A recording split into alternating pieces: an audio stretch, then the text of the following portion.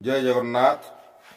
तो शिव पार्वती नंदी को द्वार मुहरे बसाई एवं तांको कहिचंती भीतर को काहारी को छाड़िबे नाही बोली। देवता माने सर्वदा सुखी और मनुष्य माने सबुदिन दुखी बोली शंकर भगवान पार्वती को कहउचंती। पार्वती पचारिले काहींकी स्वामी, तेणु जो माने अर्धदेवता सेही मानकर कहानी हेला सबुठारु अधिक मधुर। मु तुमको सेही विद्याधर मानकर कहानी कहूची शुण। शिव एहीपरि भावरे कथा आरंभ कला बेलକୁ पुष्पदंत नामक तांकर जने प्रिय गण आसी सेही कोठरी द्वार रे पहुंची गले, किंतु नंदी तांको भीतर को जीवाकू छाड़िले नाही। पुष्पदंत जेतेबेले शुणिदेले जे भीतर को केही जाई पारिबे नाही बोली प्रभु शिव ही आदेश देइछंती, सेतेबेले तांक मनरे कौतूहल जात हेला। भितरे एपरि की काम चली जे मते मध्य पशिबा को मना कर दिया जाइछि। एपरि भावी से जोग बलरे अदृश्य होई गले एवं समस्तंकर अलक्ष्य जाई कोठरी भितरे पशिगले। शिव पार्वती को सप्त विद्याधरंकर जो अभिनव कहानी सुनाई देले, पुष्पवंत ताहा मन ध्यान देई सुनिले। पुष्पवंतर स्त्रीर नाम जया। स्त्रीर नाम हेउची जया। स्त्री निकटरे तो कौनसी रहस्य लुचाई रखी हुए नाही।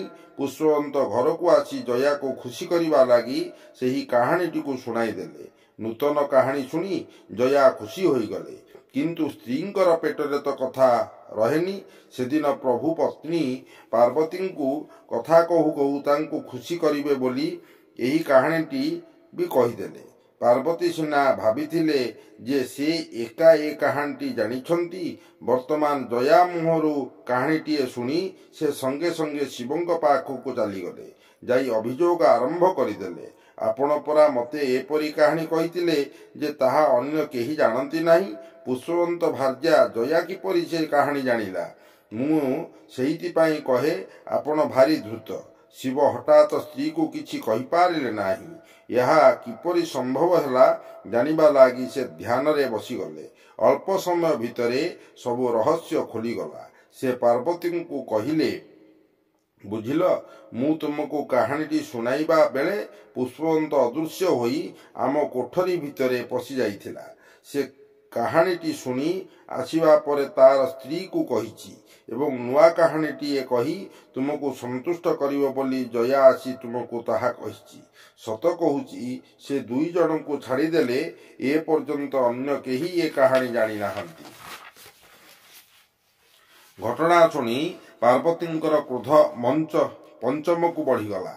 से सही मुहूर्त रे पुष्पदंतु को डकाई पठाइले।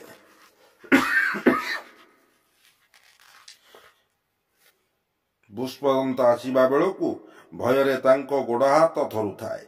देवी तांको अभिशाप देई कहिले, रे अभद्र, तू मनुष्य होई जन्म हुओ।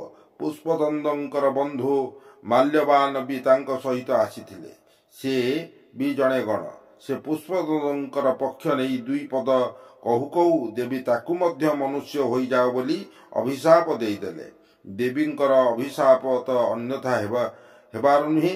तेणु सेही दुई गण जया देवींकर पाद तले पड़ी प्रार्थना कले, माँ दया करंतु, आमे अभिशाप रु किपरि मुक्त हेबु से विषय रे पदे कहि दियंतु। पार्वती ध्यान करिसारी कहिले, सुप्रतीक नाम रे जने यक्ष कुबेरंकर अभिशाप रु पिशाच होई जन्म होईछि। काणभूति नाम धरी से विंध्यारण्य रे वास करुछि।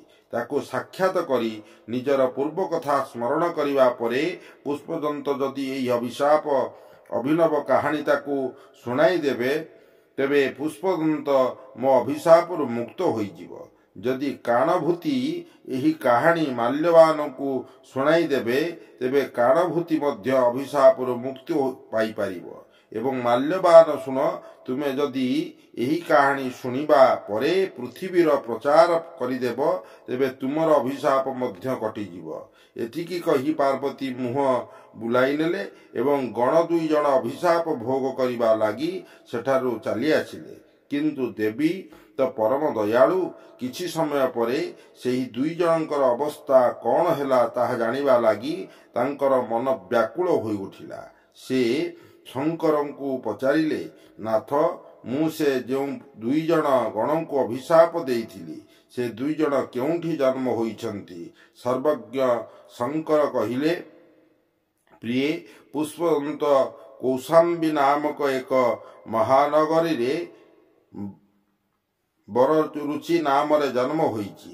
ମାଲ୍ୟବାନ ଜନ୍ମ ହୋଇଛି ଗୁଣାଢ୍ୟ ନାମ ଧରି ସୁପ୍ରତିଷ୍ଠିତ ନାମକ ଅନ୍ୟ ଏକ ନଗରରେ। ଏପରି କହି ଶିବ ପାର୍ବତୀଙ୍କୁ ଆଶ୍ୱସ୍ତ କଲେ। ଜୟ ଜଗନ୍ନାଥ।